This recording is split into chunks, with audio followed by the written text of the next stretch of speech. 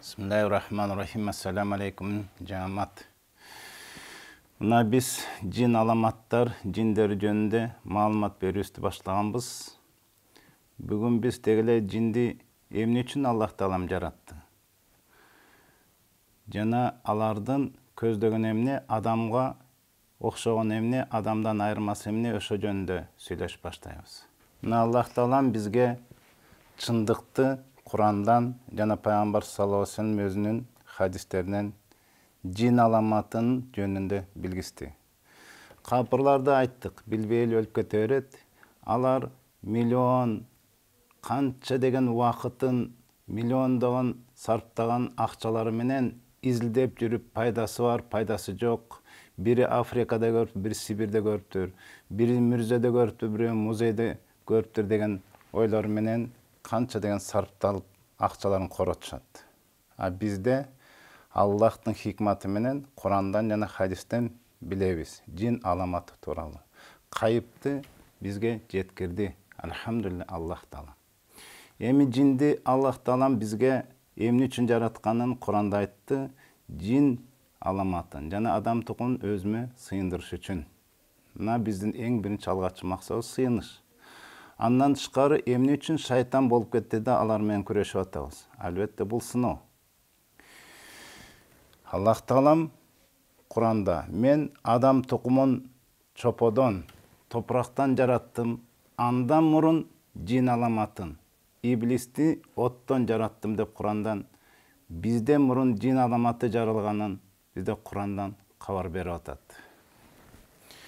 Жана жин тукумундагы, адам тукумундагы шайтан иблис обо энебизди адам атабызды бейиштен айдап чыккандан кийин Аллах Таалам бизге жерге, жер планетасына, жин аламатына жана адам тукумуна убактылуу жашоо бизге сыноо үчүн бул жерге түшүрдүм деп атат. Бул жердин үстүндө жин аламаты жана аламада убактылуу жашап жана убактылуу жашоондо ошо сыноодо берген.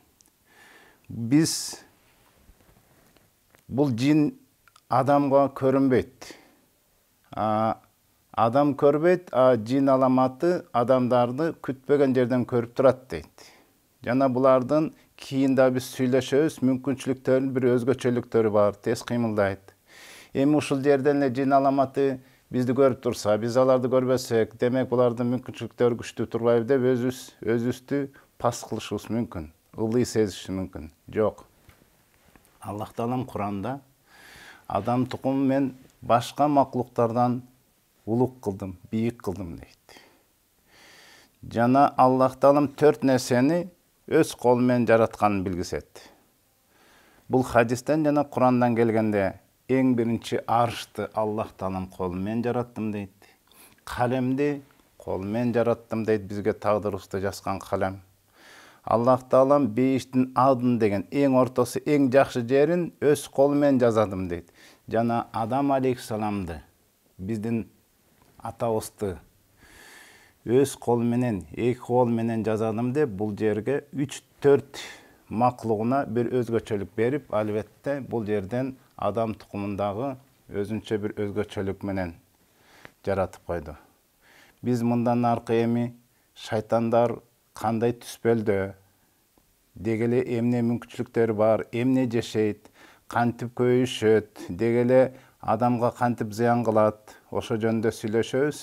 Эмки темасында дегеле шайтандар кандай түспөлдө болот, ошону кабарлашабыз. Ассаламу алейкум рахматуллахи ва баракатух.